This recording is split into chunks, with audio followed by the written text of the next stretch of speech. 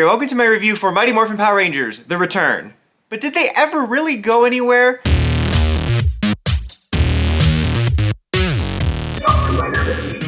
No, this is the miniseries that is going to be co-written by Amy Jo Johnson. We did get a little sneak preview kind of mini issue within the 30th anniversary special edition issue.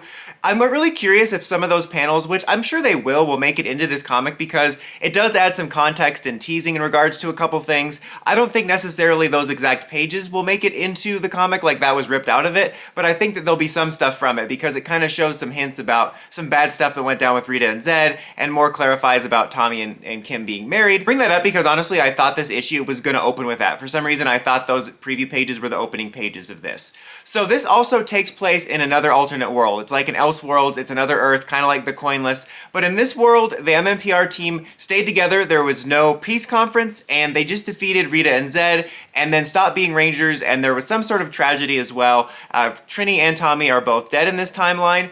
It's basically a requel. Cue the Scream 5 monologue on requels. It's like one of those selective requels.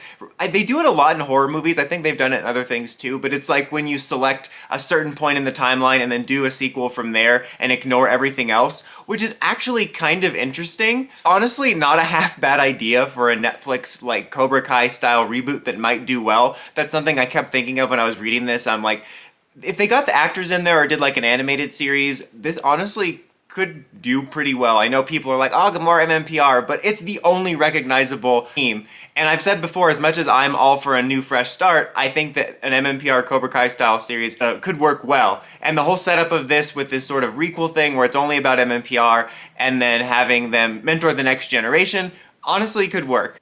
But let's actually talk about the comic itself. So first of all, I have to comment, it's really funny the way it starts. It's kind of just like an opening little, like, couple of lines that says, oh, long ago the MMPR team defeated Rita and Zed, and then they broke up. It just reminded me of Ninja Steel.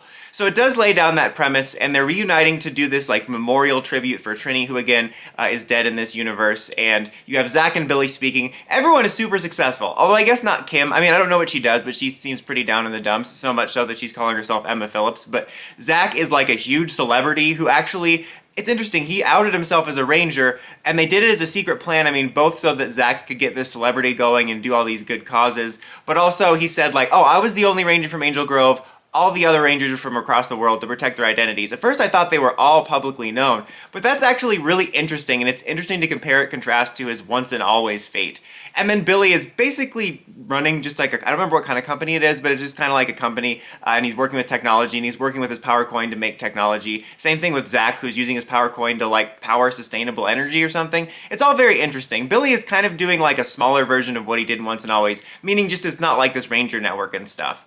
And Tommy is also dead. I think this is implying that something happened afterwards. Like they talk about defeating Rita and Zed, and there's a lot of emphasis on they decided to stop being Rangers like 22 years ago. So I think that sometime after they defeated Zed, and after Kim and Tommy were married, he was killed somehow as a result of Ranger action.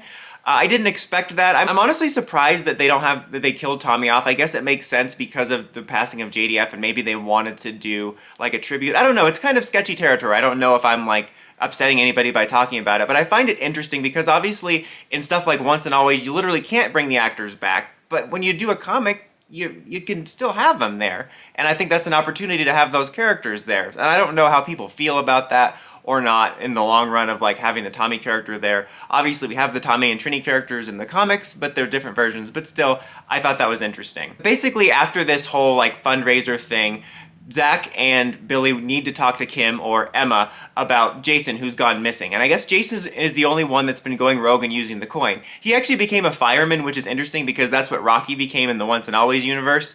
And he like lost a bunch of people in a big fire and felt like so guilty because he's like, I could have done something as a Ranger. I could have been like Dustin, stopping storm chargers from getting robbed.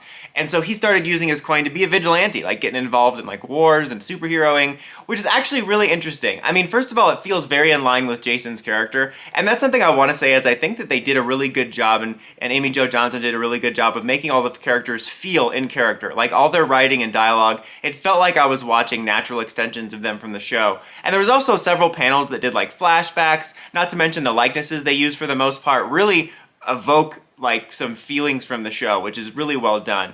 But anyway, like just Jason's kind of heavy as the head that wears the crown type of character is very in line with him both from the show and the comic, so I appreciated that perspective. Not to mention the idea of a ranger using powers outside of the ranger realm, going against Zordon's rules is really interesting. It has some really badass panels with it. And we do get to see a little bit of what he's doing also in this sort of like wandering ranger post-apocalyptic BVS Batman style suit where he's like on the run from somebody in the command center and they take his coin and it's just some sort of cloaked figure that says he's involved in the past, so we do get to see a snippet of that. But all the other Rangers know is that he's gone missing, and that he's been using the coin. And there is this weird line where he says that he came to them and asked them to stop using the coin so he can have all the power for himself.